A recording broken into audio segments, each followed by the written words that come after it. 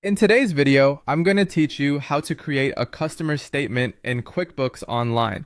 First things first, you'll need to navigate to the QuickBooks website. If it's your first time here and you don't have an account yet, you'll want to sign up. Otherwise, go ahead and click on the Sign In button for QuickBooks Online. It'll prompt you to enter your account details.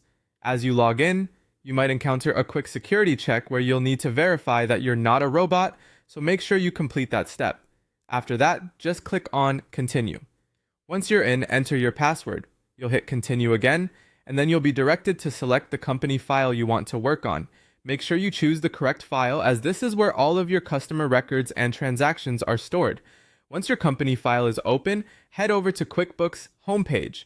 From there, locate the Customer Hub. This feature is indispensable for managing your customer interactions, payments, and invoices all from one place. Now click on Customers.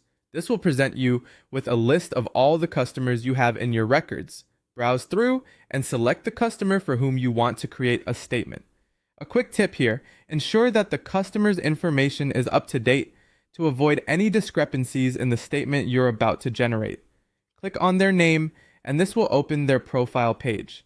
Once you're within the customer's profile, navigate to the upper right corner where you'll find the New Transaction button. Click it and choose Statement from the drop-down menu. This brings us to the statement creation phase. To generate the statement, find and click on the Create Statement button. Here's where you have some options. You'll need to decide on the statement type that suits your needs. You can choose from Balance Forward, Open Item, or Transaction Statement.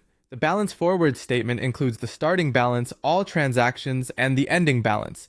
If you're focusing on unpaid transactions, the open item might be more appropriate. For a comprehensive view within a specific time frame, go with the transaction statement. Take a moment to choose carefully because matching the statement type to your needs will give you the most accurate overview. After selecting the statement type, set your date range. You'll find fields for the statement date, along with the start and end dates. These settings determine the period that will be reflected in your statement. Finally, enter the customer's email address where you'd like the statement to be sent. With everything set, all that's left is to click on Save and Send.